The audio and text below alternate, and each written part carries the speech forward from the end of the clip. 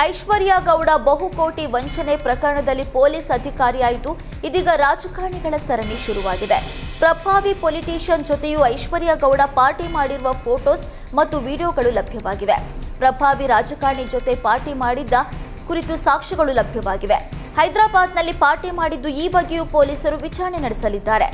ಆ ರಾಜಕಾರಣಿಗೂ ಐಶ್ವರ್ಯ ಗೌಡಗೂ ಏನ್ ಸಂಬಂಧ ಎಂಬೆಲ್ಲ ಮಾಹಿತಿಯನ್ನ ಪೊಲೀಸರು ಕಲೆ ಹಾಕ್ತಿದ್ದಾರೆ. ಕೇಂದ್ರ ಸಚಿವ ಎಚ್.ಡಿ. ಕುಮಾರಸ್ವಾಮಿ ವಿರುದ್ಧ ಭೂ ಕಬಳಿಕೆ ಆರೋಪ ಕೇಳಿ ಬಂದಿದ್ದು, ಕಂದಾಯ ಇಲಾಖೆ ಕೇತಗಾನಹಳ್ಳಿಯಲ್ಲಿ ಸರ್ವೆ ಕಾರ್ಯ ನಡೆಸಿದೆ. ಇದಕ್ಕೆ ಕುಮಾರಸ್ವಾಮಿ ಆಕ್ರೋಶ ವ್ಯಕ್ತಪಡಿಸಿದ್ದು, 10 ಬಾರಿ ಸರ್ವೆ ಮಾಡಿದ್ದಾರೆ, ತನಿಖೆನೂ ಮಾಡಿದ್ದಾರೆ. ಕೋರ್ಟ್ನಿಂದ ನನಗೆ ಯಾವುದೇ ನೋಟಿಸ್ ಬಂದಿಲ್ಲ. 40 ವರ್ಷದಿಂದ ಇಲ್ಲದ ದೂರುದಾರ ಈಗ ಎಲ್ಲಿಂದ ಬಂದ? 40 ವರ್ಷದ ಹಿಂದೆ ಖರೀದಿ ಮಾಡಿರುವ ಭೂಮಿ, ಯಾವುದೇ ಅವ್ಯವಹಾರ ಮಾಡಿ ನಾನು ಭೂಮಿ ಖರೀದಿಸಿಲ್ಲ.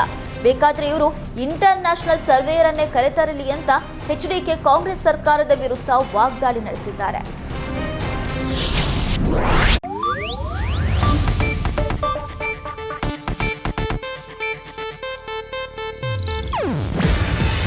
ಇದು ಏಷ್ಯಾನೆಟ್ ನ್ಯೂಸ್ ನೆಟ್ವರ್ಕ್ ಪ್ರಸ್ತುತಿ.